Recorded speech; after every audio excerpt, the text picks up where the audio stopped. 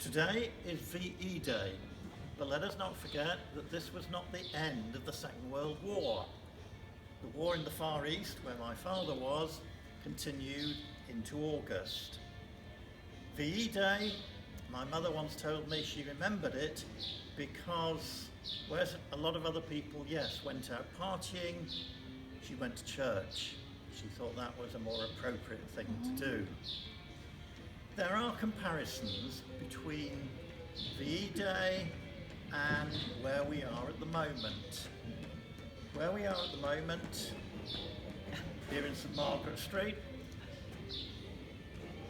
is that the government, just as in World War II, is getting through with the people, but it's messy.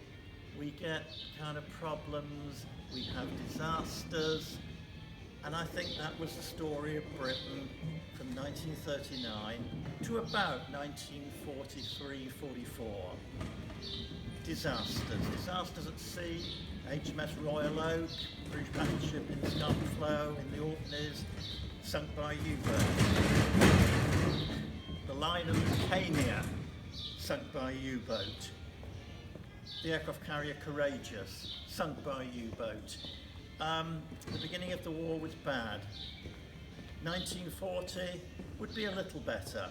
Fighter Command and Ultra, the detection of German signals, meant that we were able to defeat the Luftwaffe in the Battle of Britain. But 1941, 42 and early 43 were otherwise pretty catastrophic. Norway campaign of 1940, the debacle in France, the evacuation. As Churchill said, wars are not won by evacuations. 1941, disasters in North Africa, and then we tried to help the Greeks, and that was a disaster. We lost Crete, another disaster. 1942, we're helped out because Hitler in 1941 invades Soviet Russia and the Japanese attack Pearl Harbor at the end of 1941.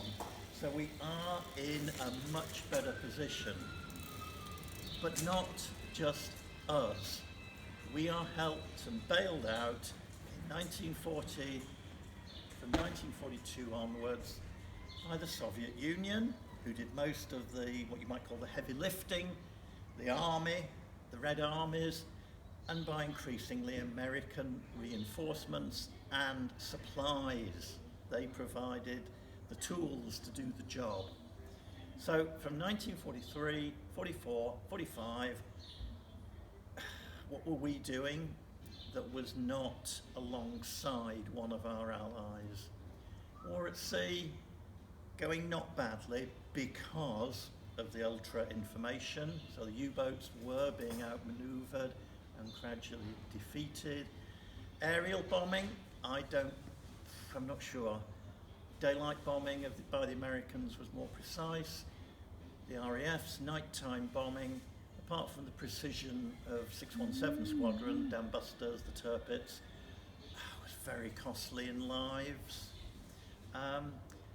So I think the only campaign where we struggled manfully on our own, but with American equipment, was Burma.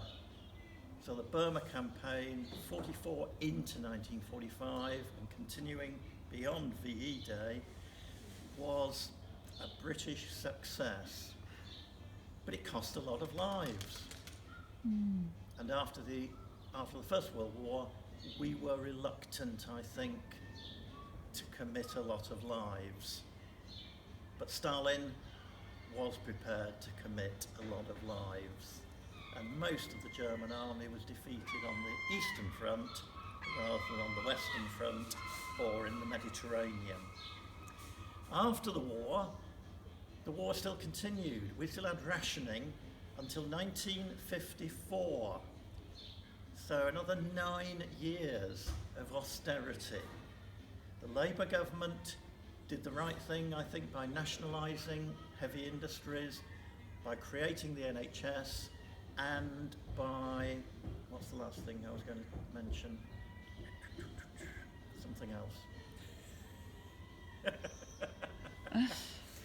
So, in a sense, we are trying to do, in a few months, with this COVID-19, what it took Churchill's government and then Attlee's government. Attlee gave India and Pakistan, both Pakistans, West and East, independence, and I think that was good. The beginning of the end of the British Empire. So I think the government is doing like they were in 1940-41. We were struggling through, trying to get by until pre-war rearmament and American supplies came in to help us. But we're not going to get that this time. We're not going to get the Marshall Aid, are we, at the end of this particular problem? So who's going to bail out our economy?